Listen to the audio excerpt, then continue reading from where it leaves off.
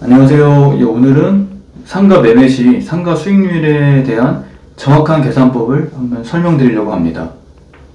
상가 수익률 부분을 설명드리는 이유는 현장에서 이제 임대인도 많이 만나봤고 건물을 매매하려고 하는 분들도 많이 만나봤는데 대부분 임대사업자를 크게 하시는 분들은 정확하게 알고 계시지만 초기 상가 투자를 하시는 분들은 상가 수익률 계산에 대해 너무 애매모호하게 알고 계신 분들이 많았습니다. 그 상가 수익률이라는 게 0.1%, 0.2%, 0.3% 이런 거 하나에 따라 나중에 매매 가격이 달라지기 때문에 정말 수익률 계산을 어떻게 하는지가 정말 중요합니다. 통상적으로 부동산에 네이버나 이런 데 물건을 올려놨을 때 아니면 물건을 소개할 때 수익률 한 6%다 이렇게 얘기하는 경우가 있는데 부동산에서 통상 얘기하는 거는 자세하게 얘기해주지 않습니다. 보면 매매가가 1억 1000이다. 보증금 여기가 1000에 50만원에 있다. 그 부동산에서 얘기하는 거는 그럼 1억에서 1000만원을 빼고 1억. 내 돈 1억 들어가지 않냐. 1억에 월 50이면 연 600만원. 이러면 연 수익률 6%가 난다. 이렇게 이제 설명해서 브리핑하는 경우가 많은데요. 자세히 그것만 알고 만약에 상가 투자를 한다거나 예를 들어 오피스텔을 투자한다거나 그럴 때는 큰 낭패를 볼 수가 있습니다. 그럼 예를 들어 1억짜리 상가를 매매했다고 가정했을 때 들어가는 비용이 또 추가적으로 뭐가 있을까요? 기본적으로 상가를 이제 1억 원에 계약을 했기 때문에 1억 원이 발생을 하겠죠. 또 추가적으로 들어가는 거는 취등록세가 있습니다. 상가나 이제 상업용 시설, 예를 들어 오피스텔 같은 경우에는 딱 고정 4.6% 이제 취등록세가 발생을 합니다. 주택은 주택 보유수나 거래가액에 따라 차이가 있지만 앞서 말씀드린 대로 상가나 오피스텔은 4.6% 취등록세가 고정입니다. 그러니까 앞서 말씀드린 대로 1억 원에 대한 이제 4.6%는 이제 460만 원이 또 이제 소멸이 되는 비용이고요. 이제 이게 끝났다고 생각하면 좋겠지만 또 추가적으로 들어가는 비용이 있습니다.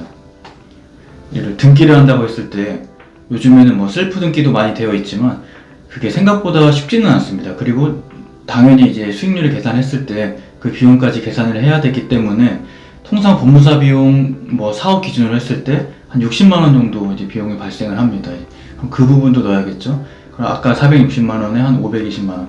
여기서 또 대부분 이제 처음에 모르거나 얘기를 안 해주는 게 주택채권 매입이라는 게 있습니다.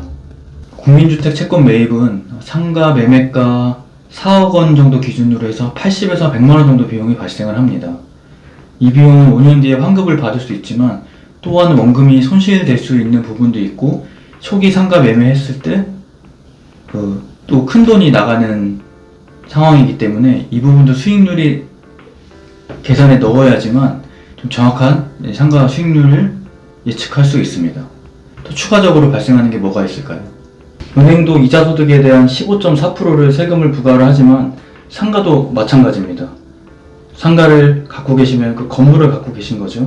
건물에 대한 매년 재산세, 상가에 포함된 토지세도 매년 1년에 한 번씩 부과가 됩니다. 당연히 이 비용도 수익률에 계산을 해야겠죠. 그리고 또 추가적으로 발생을 하는 게 상가라는 건물을 이제 보유를 하기 때문에 자산이 늘어났다고 나라에서 판단을 합니다. 그에 따른 이제 의료보험도 이제 증가가 하고요. 예를 들어 직장 가입자라고 하면 그 부분은 인상이 안 될 수도 있지만 기본적으로 지역 가입자라고 했을 때 의료보험이 이제 올라가는 부분도 있습니다. 당연히 그 부분도 수익률에 계산할 때 간과하시면 안 되겠죠. 그리고 마지막으로 가장 중요한 부분입니다. 그러니까 상가에 발생하는 임대 수입이 있는데 이 부분을 정말 좀 잘 알고 가야 됩니다. 예를 들어 그냥 아무 직장이 없거나 그냥 임대소득만 발생했을 때에는 임대 수입에 대한 이제 종합소득세를 과세를 하는데 예를 들어 직장 과세자다 라고 했을 때는 이게 큰 수익률에 문제가 될 수가 있습니다. 예를 들어 이제 금융소득, 이자소득이랑 배당소득을 합쳐서 연 2천만원이 넘어간다고 하면 내가 받고 있는 연봉과 이제 합산 과세가 되지만 금융소득이 2천만원 이하일 때는 내가 받고 있는 연봉과 이제 분리과세가 됩니다. 반면에 이제 상가는 2천만원을 넘든 안 넘든 내가 받고 있는 연봉과 이제 합산과세가 됩니다. 주택은 좀 다른 부분이 있지만 그렇기 때문에 상가는 내가 직장인이라고 했을 때 예를 들어 내가 연봉이 5천이야. 그런데 월 소득이 상가로 받는 게 300이 넘어서 연 8,800이 넘어가 그러면 그 종합소득세 과세 구간도 엄청 높아지기 때문에 그 부분도 수익률에서 간과하시면 안 됩니다. 이제 마지막으로 이제 직장 가입자라고 하면 크게 상관이 없을 수도 있겠지만 지역 가입자라고 했을 때 내가 이 상가를 매매했다 치면 이제 자산이 늘어난 거기 때문에 또 내가 내고 있는 현재 의료보험비가 이제 올라갈 수 있는 부분이 있습니다. 그렇기 때문에 앞서 말씀드린 내용을 포함해서 이런 세세한 부분까지 놓치지 말아야지만 정말 정확한 이제 상가 수익률을 계산할 수 있습니다. 지금까지 이제 설명드린 부분은 이제 저희가 운영하고 있는 이제 블로그에 내용이 있습니다. 관련 내용은 댓글창에 제가 링크를 남겨둘 거고요. 그리고 이 영상 마지막으로 제 앞에 설명드린 이제 수익률 계산법에 대해 간단한 장표로도 내용을 정리했습니다. 보시고 이제 수익률에 대해 정확히 이제 알고 가시길 기원하겠습니다.